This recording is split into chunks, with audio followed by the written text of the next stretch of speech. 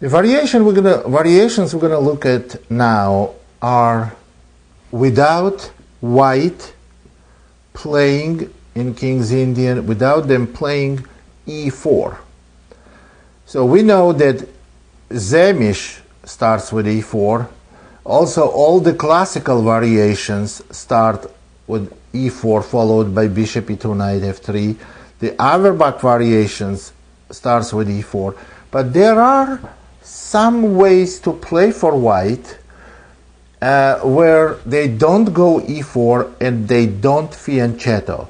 If they don't go e4 and they don't go fianchetto, they obviously go e3, either immediately or after bishop f4 and bishop g5. So suppose they go knight f3. Now the best way to play these positions are d6 move. Best way to play is d6 move.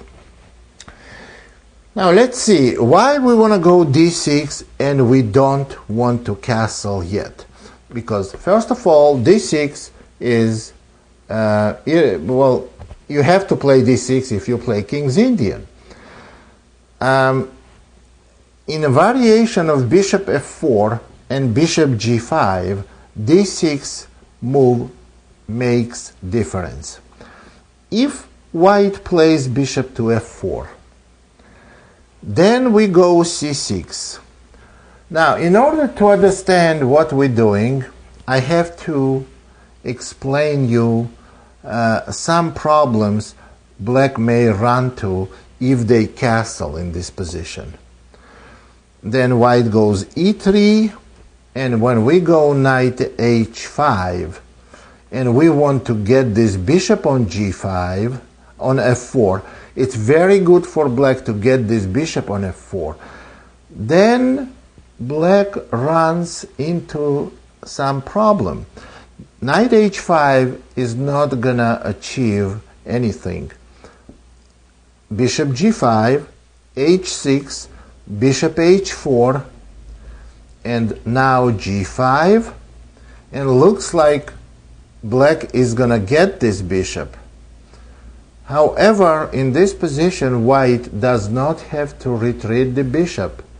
They can simply play knight d2, and as you can see, knight on h5 is attacked. And obviously, black does not want to take the bishop and let white play queen takes h5. That's not good.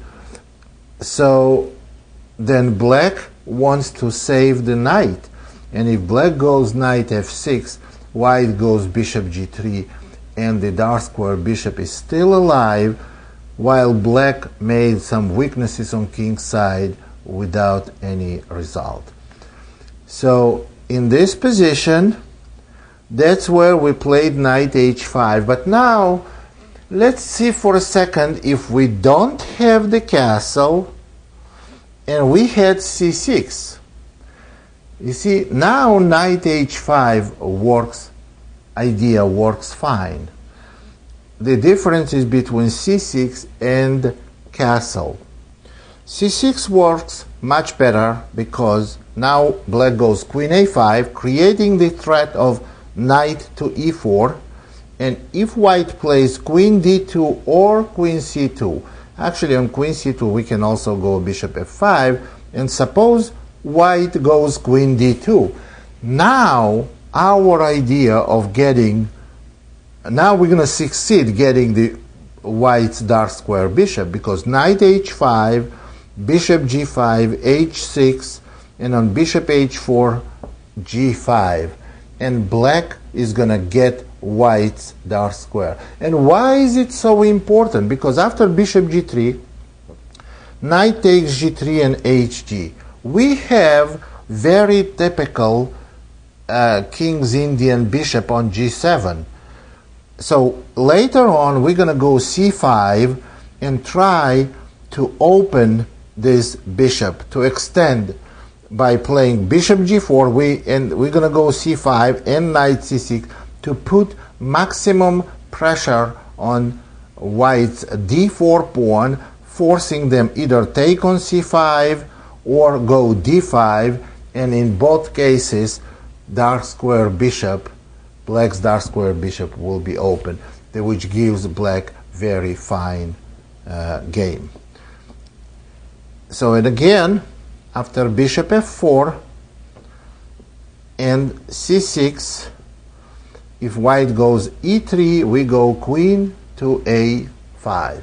Now suppose white wants to preserve the f4 bishop and also not allow knight e4.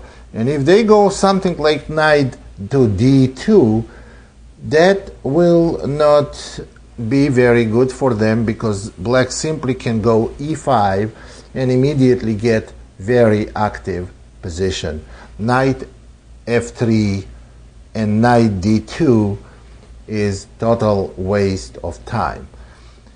Now, the same way this idea works, d6, if white chooses to play bishop g5, idea remains the same. Black goes c6, and after e3, queen to a5. Now you see we have created the threat of knight e4. White has to do something about it. They can go queen d2, queen c2, or bishop d3. On queen c2 again, bishop f5 is okay, and also we can go bishop g4. Threatening bishop takes f3, and you see that bishop on g5 is loose.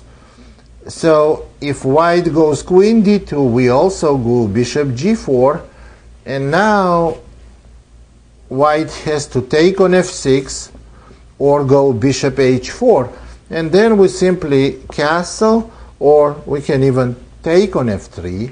When white retakes, we simply castle and continue with knight b to d7. We have very good position. That briefly covers, well, that covers actually the white's idea of developing the dark square bishop and then playing e3.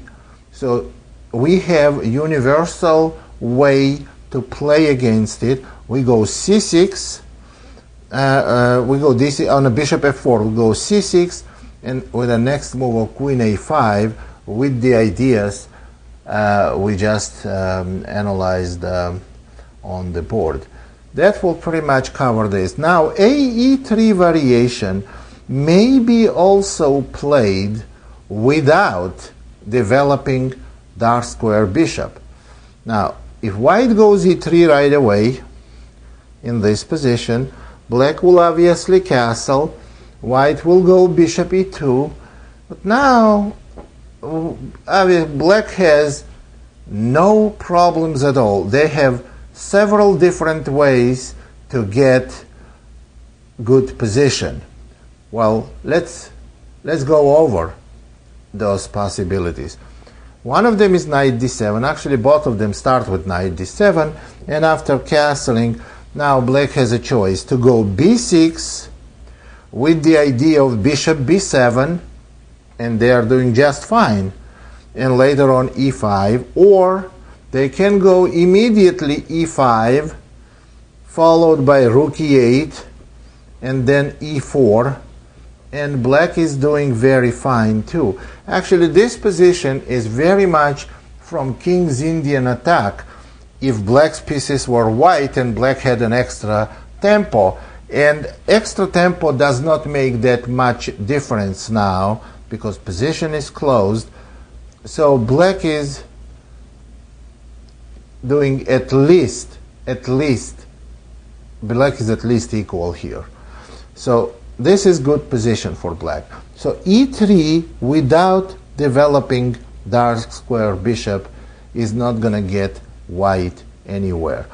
So all the possibilities with white playing e3 we already covered, and there are not too many of them.